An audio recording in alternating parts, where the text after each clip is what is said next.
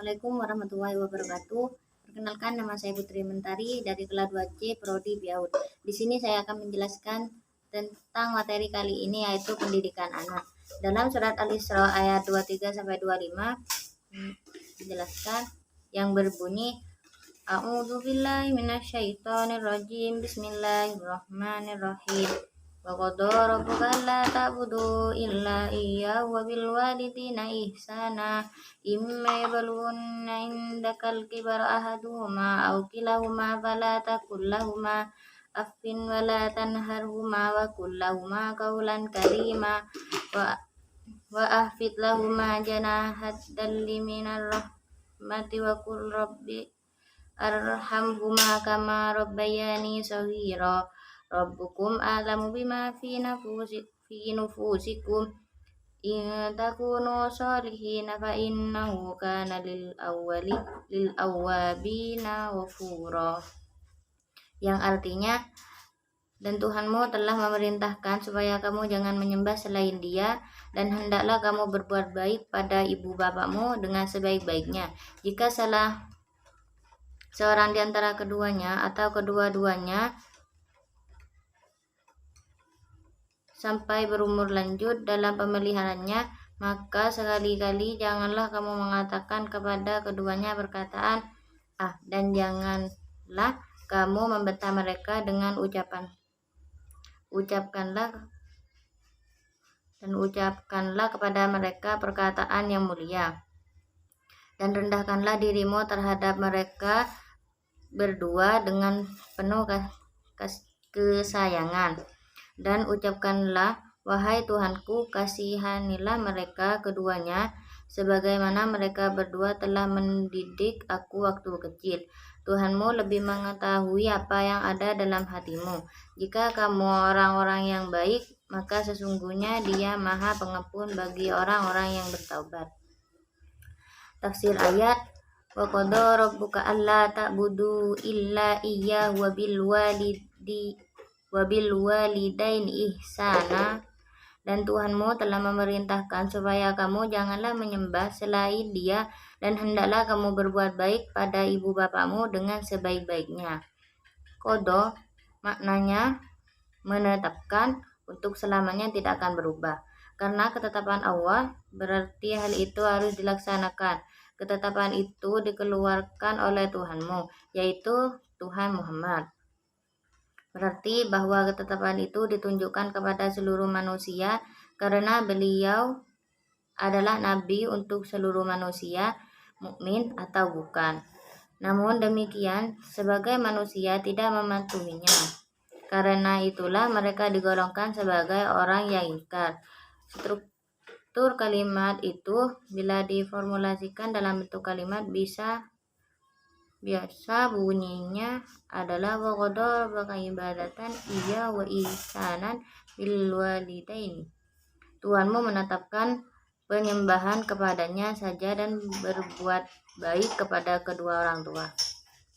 Dengan demikian ada dua objek maf'ul dari, yaitu pertama menyembah Dia, dan kedua berbuat baik kepada orang tua.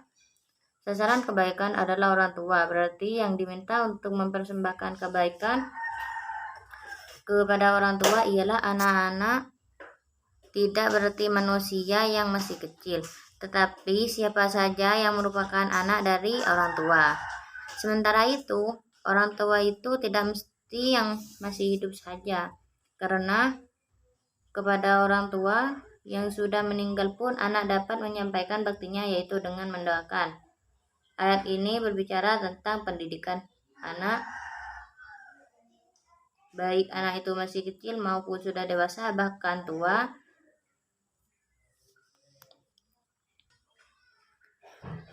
Dua aspek yang menetapkan Allah mengenal pendidikan anak.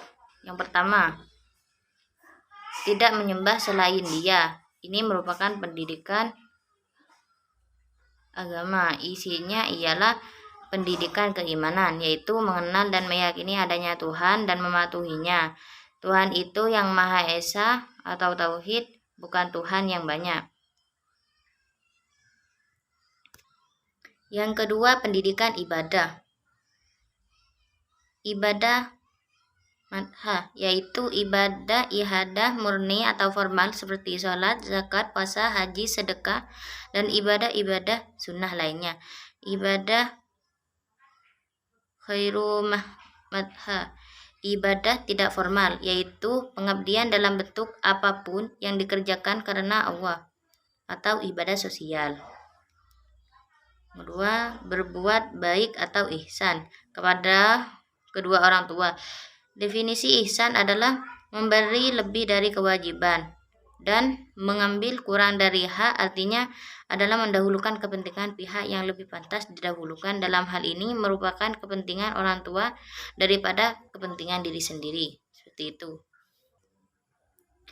Demikianlah ketetapan Allah mengenai kewajiban seorang anak kepada orang tuanya secara umum. Ada lagi kewajiban anak terhadap orang tuanya dalam situasi khusus, yaitu bila kedua atau salah seorang orang tua itu sudah tua. Jika salah seorang di antara keduanya atau kedua-duanya sampai berumur lanjut, maka janganlah sekali-kali kamu mengatakan kepada keduanya perkataan A, dan janganlah kamu membentak mereka dengan ucapan kepada mereka perkataan yang mulia.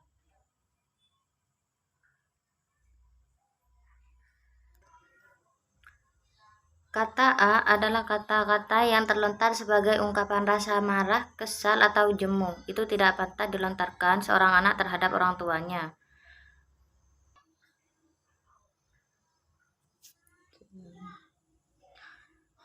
Betapapun besar pengabdian yang telah ia berikan kepada mereka, lebih tidak pantas lagi bila sang anak sampai menghardik orang tuanya itu. Sangat besar dosanya, karena Allah sangat tegas melarangnya. Yang perlu dilakukan anak justru sebaliknya, yaitu bertutur kata yang lembut, bermakna, dan penuh penghormatan. Seperti itu. Wahfid lahuma janahat dhilli minar rahmah, dan rendahkanlah dirimu terhadap mereka berdua dengan penuh kesayangan. Maksudnya, berilah mereka perlindungan dan kasih sayang sebagaimana seekor induk burung memberikan perlindungan dan kasih sayang kepada anak-anaknya dengan merendahkan atau menaungkan sayapnya kepada mereka. Wa qul rabbi arhamhuma kama rabbayani shaghira, dan ucapkanlah, wahai Tuhanku, kasihanilah mereka keduanya sebagaimana mereka berdua telah mendidik aku waktu kecil. Tidak cukup hanya dengan pengabdian dan kasih sayang, sang anak juga diminta untuk mendoakan mereka agar Allah mereka, yaitu membahagiakan mereka dan memasukkan mereka ke dalam surga. Balasan itulah yang pantas bagi mereka sebagai pembalasan usaha mereka dalam membesarkan dan mendidiknya waktu kecil. Rabbukum a'lamu bima fi nufusikum. Tuhan kalian lebih mengetahui apa yang ada dalam hati kalian. Tuhan lebih tahu isi hati sang anak terhadap orang tuanya, apakah ia jujur, sayang, dan pengabdian, ataukah sebaliknya, hianat, benci, dan durhaka. Kita tidak bisa bersembunyi dan Allah, karena apa yang terbetik dalam hati kita saja Allah sudah mengetahuinya. In takunu solihina fa innahu kana liulil ghafura. Jika kalian orang-orang yang baik, maka sesungguhnya Dia Maha Pengampun bagi orang-orang yang bertaubat. Jika sang anak memang jujur dan sayang kepada orang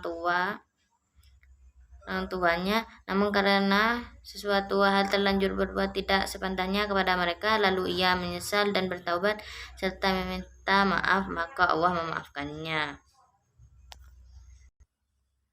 Pendidikan anak juga dijelaskan dalam surat An-Nisa ayat 9 yang berbunyi, waliyahsal ladzina law taraku min khalfihim dzurriyyatan li'afan khaufun 'alaihim falyattaqullaha wa liyaqulu qawlan sadida, yang artinya, dan hendaklah takut kepada Allah orang-orang yang seandainya meninggalkan di belakangnya mereka anak-anak yang lemah, yang mereka khawatir terhadap kesejahteraan mereka. Oleh sebab itu, hendaklah mereka bertakwa kepada Allah dan hendaklah mereka mengucapkan perkataan yang benar.